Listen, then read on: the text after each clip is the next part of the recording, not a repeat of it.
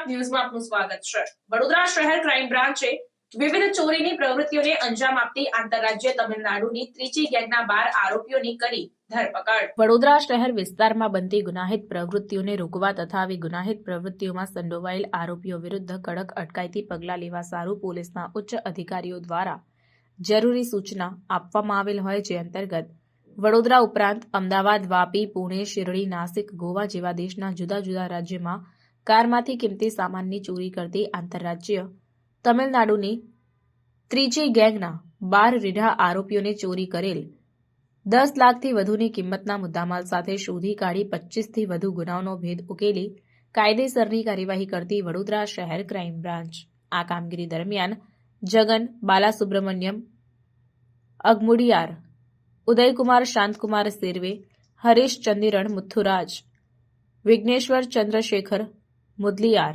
કિરણકુમાર સુધીરકુમાર સેર્વે, સેલ્વકુમાર જાનકીરામણ અગમુડિયાર સેર્વે, અગિલન મોહન સેર્વે, અય્યપ્પન શાંતકુમાર સેર્વે, ગોવર્ધન મોહન સેર્વે, વેંકટેશ કૃષ્ણાપા કોરચા, સેન્દિલ બદી સેર્વે અને મોહન માનિકમ સેર્વે આ તમામ આરોપીઓની ધરપકડ કરીને કુલ કિંમત ₹10,05,990 નો મુદ્દામાલ જપ્ત કરવામાં આવ્યો છે। ક્રાઇમ રિપોર્ટર સમીર આગેવાન, સેક્યુલર ગુજરાત ન્યૂઝ, વડોદરા।